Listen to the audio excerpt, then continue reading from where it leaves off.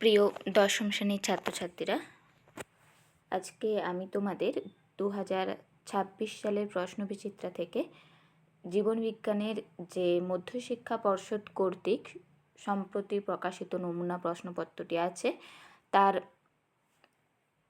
3 দাগের অর্থাৎ বিভাগ গ এবং বিভাগ ঘ এর কোশ্চেনের অ্যান্সারগুলি আলোচনা করব। আগের ভিডিওতে আমি তোমাদের প্রথম পর্যায়ক্রমিক মূল্যায়নে যে পেজ আছে তার সবেরই 1 নম্বরের কোশ্চেনের অ্যান্সার অর্থাৎ বিভাগ ক এবং খ এর অ্যান্সার আমি আগেই দিয়ে দিয়েছি, তোমরা চাইলে দেখে নিতে পারো। চলো তাহলে শুরু করা যাক। প্রথম কোশ্চেন আছে, আপৎকালীন হরমোন হিসেবে অ্যাড্রিনালিনের দুটি কাজ উল্লেখ করো। জরুরিকালীন পরিস্থিতিতে অ্যাড্রিনালিন রক্তে ক্ষরিত হয়ে দ্রুত লক্ষ্য অঙ্গের ওপর প্রভাব বিস্তার করে এবং আপৎকালীন অবস্থা অতিক্রম করতে সাহায্য করে। যেমন রক্ত সংবহনতন্ত্রের উপর প্রভাব, অ্যাড্রিনালিন হাদ উৎপাদ বৃদ্ধি করে এবং রক্তবাহকে সংকুচিত করে রক্তচাপকে বাড়িয়ে দেয়। দ্বিতীয়ত, শ্বাসক্রিয়ার ওপর প্রভাব, অ্যাড্রিনালিন ব্রঙ্কিওলের পেশিকে শিথিল করে তাদের গহ্বরকে প্রসারিত করে, ফলে হাঁপানির সময় অ্যাড্রিনাল ব্রঙ্কিওলগুলিকে প্রসারিত করে শ্বাসকষ্ট লাঘব করে। এছাড়া অস্থিপেশির ওপর প্রভাব, অ্যাড্রিনালিনের প্রভাবে পেশির উত্তেজিতা ও সংকোচনশীলতা বৃদ্ধি পায় এবং পেশির অসারকাল বিলম্বিত হয়।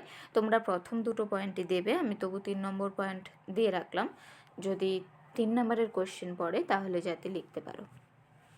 এরপর কোশ্চেন আছে 2টা, মানুষের গমনে কঙ্কাল পেশির দুটি ভূমিকা লেখো। মানুষের কঙ্কাল পেশিগুলি কঙ্কালতন্ত্রের সঙ্গে সংযুক্ত থেকে তাদের সংকোচন ও প্রসারণের মাধ্যমে অঙ্গ সঞ্চালন ঘটায়। অঙ্গ প্রত্যঙ্গ সঞ্চালনের মাধ্যমে মানুষের গমন ঘটে। দ্বিতীয়ত, কঙ্কাল পেশি ঐচ্ছিক পেশি হওয়ায় মানুষের ইচ্ছা অনুযায়ী কাজ করে। 3 কোশ্চেন আছে, ট্রপিক ও ন্যাস্টিক চলনের মধ্যে পার্থক্য।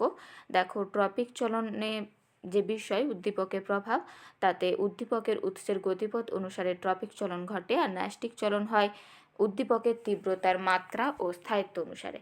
হরমোনের প্রভাব, অক্সিন হরমোন দ্বারা নিয়ন্ত্রিত হয়,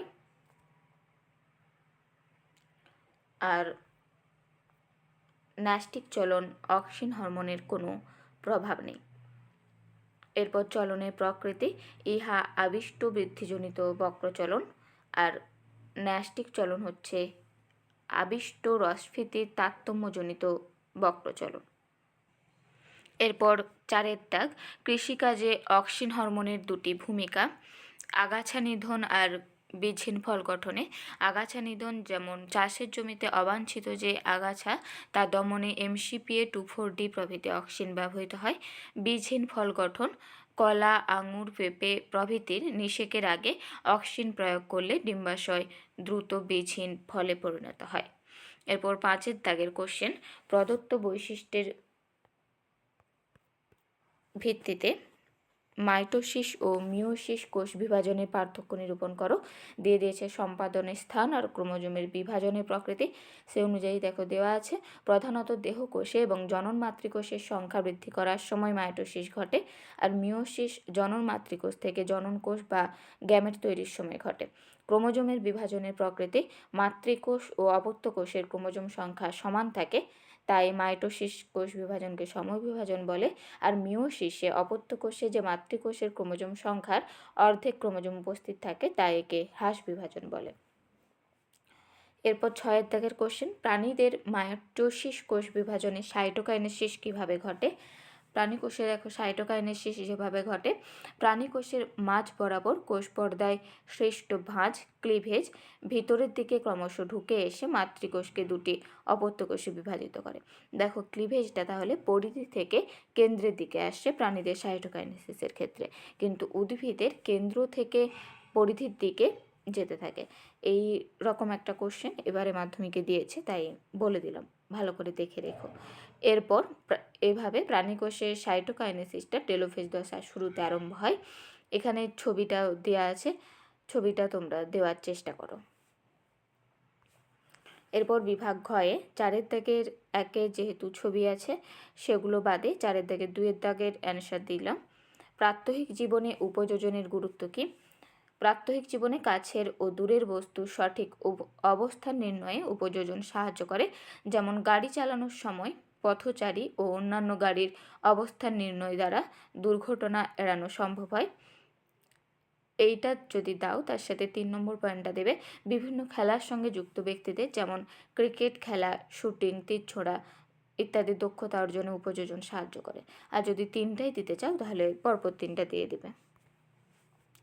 এরপর কোশ্চেন আছে, দূরের বস্তু দেখার ক্ষেত্রে যেভাবে উপযোজন ঘটে, সিলিয়ারি পেশির শিথিলীকরণ হয়, ফলে লেন্সের বক্রতা হ্রাস পায়, লেন্স সরু হয়ে যায়, লেন্সের ফোকাস দৈর্ঘ্য বৃদ্ধি ঘটে এবং দূরের বস্তু দৃশ্যমান হয়। এর পরের কোশ্চেন আছে, অথবা 4-2 উদাহরণ সহ গমনের যে কোনো 3টি চালিকা শক্তি সম্বন্ধে লেখো। দেখো, খাদ্য সংগ্রহ, আত্মরক্ষা আর প্রজনন ও বংশবিস্তার, এই 3টি চালিকা শক্তি দিলাম, উদাহরণ সহই দেওয়া আছে, তোমরা দেখে নিও। এরপর পাখির উড্ডয়নে পালকের ভূমিকা। পাখির ডানায় রেমিজেস পালক থাকে যা পাখিকে উড়তে ও বাতাসে ভেসে থাকতে সাহায্য করে, আর পাখির লেজে রেক্ট্রিসেস পালক থাকে যা ওড়ার সময় পাখির দিক পরিবর্তনে ও দেহের ভারসাম্য রক্ষায় সাহায্য করে। এরপরে কোশ্চেন আছে 4-3 কোষ বিভাজনের 2টি তাৎপর্য লেখো। কোষ বিভাজনের ফলে জীবদেহের বৃদ্ধি ঘটে, প্রজনন ও বংশবিস্তার হয়, জীবের ক্ষয়পূরণ হয়। আর পয়েন্টগুলো যে বিস্তারিতভাবে দেওয়া আছে তোমরা দেখে নিও।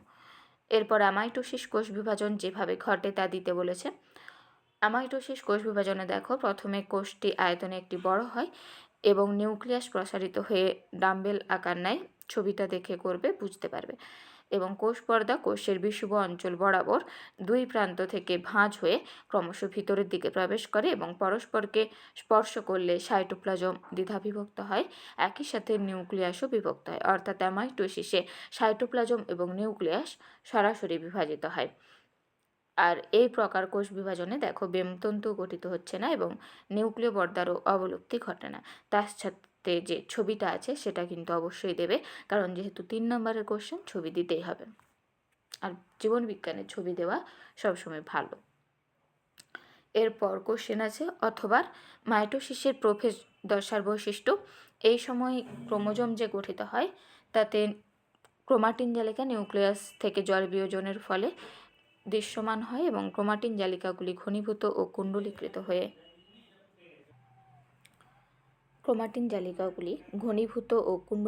হয়ে ক্রোমোজোম গঠন করে।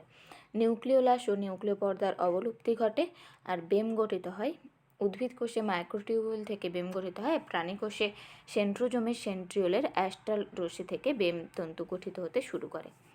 এরপর এই মধ্যশিক্ষা পর্ষদ কর্তৃক যে পেজটি আছে তার শেষ কোশ্চেন, কোষচক্রের নিয়ন্ত্রণ নষ্ট হলে যে সমস্যা হয়।